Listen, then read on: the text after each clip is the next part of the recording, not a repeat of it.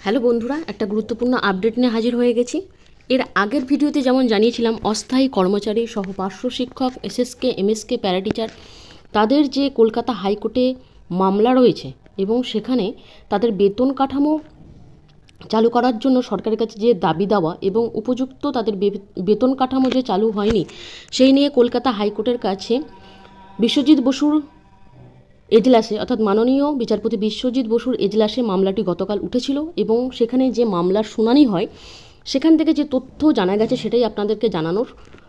গতকাল বিশ্বজিৎ বসুর এজলাসে যে কলকাতা হাইকোর্টের মামলাটি যখন ওঠে সেখানে বঞ্চিত পার্শ্ব শিক্ষকদের যে বেতন কাঠামো তাদের যে হওয়া উচিত সেই নিয়ে যে শুনানি এবং সওয়াল জবাব হয়, কেন্দ্র এবং রাজ্যের যে যৌথ তালিকা রয়েছে আমাদের এডুকেশন, সেখানে 60-40 রেশিওতে যে খরচ করার কথা সেখানে রাজ্য নাকি কেন্দ্রের কাছ থেকে বহু কোটি টাকা পায় এবং সেই জন্যই এই বেতন কাঠামো নাকি চালু করতে পারছে না।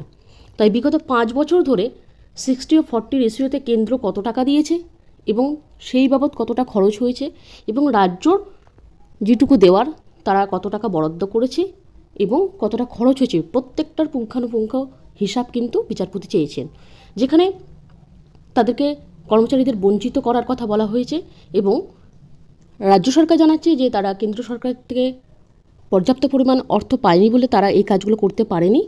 সেই জন্য বিচারপতি জানতে চেয়েছেন যে কেন্দ্র রাজ্য তাদের যতটা পার্সেন্টেজ দেওয়ার কথা তারা কতটা দিয়েছে এবং কতটা খরচ করেছে সমস্ত হিসাব দিতে। সেখান থেকে কিন্তু বোঝা যাবে যে আসল ঘাটতিটা কোথায়, বা সরকার কি সদর্থকভাবেই চাইছে না বেতন কাঠামো চালু করতে, নাকি তার কাছে পর্যাপ্ত পরিমাণ অর্থ নেই বলে চালু করতে পারছেন না।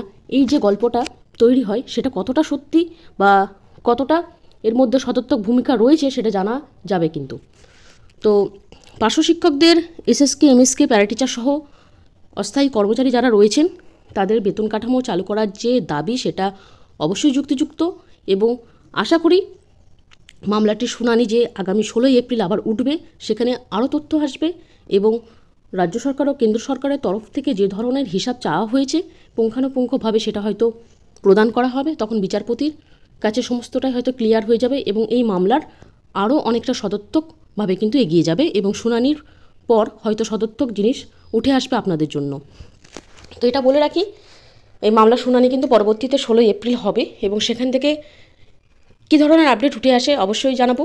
এবং সরকার পক্ষ থেকে যে ধরনের দাবিগুলো বলা হয়েছে এবং বলে রাখি, আপনাদের তরফ থেকে যে শুনানি হয়েছে সেখান থেকে আপনাদের আইনজীবীদের বক্তব্য অনুযায়ী তারা কিন্তু এটাও পেশ করেছেন, ভোটের দিনক্ষণ ঘোষণা হওয়ার পরও কোন কোন ডিপার্টমেন্টের কোন কোন অস্থায়ী এবং কন্ট্রাকচুয়াল কর্মীদের বেতন বৃদ্ধি পেয়েছে, অথচ আপনাদের খাতে কিন্তু বরাদ্দ থেকে কোনো রকম কিছু আসেনি এবং আপনারা কিন্তু এখনও পর্যন্ত বঞ্চিত। সেই জিনিসটা কিন্তু পুঙ্খানুপুঙ্খভাবে অর্ডার কপি সহ জমা দেওয়া হয়েছে এবং আলোচনা করা হয়েছে। তো সমস্ত দিক কিন্তু সমস্তটাই নখদর্পণে থাকছে বিচারপতির। এর পরবর্তীতে দেখা যাক কী ধরনের শুনানি হয় এবং কী ধরনের আপডেট উঠে আসে, সমস্তটাই আপনাদের সাথে শেয়ার করব। আজকে এটা জানানোর ছিল, তো গতকাল এই আপডেটটা দিতে পারিনি, যার জন্য দুঃখিত। আজকে কিন্তু আপনাদেরকে জানিয়ে দিলাম যে কী হয়েছে। তো পরবর্তী ভিডিওতে এই ধরনের আপডেট নিয়ে অবশ্যই আসবো। আজকের মতো এইটুকু। ভিডিওটা দেখার জন্য ধন্যবাদ।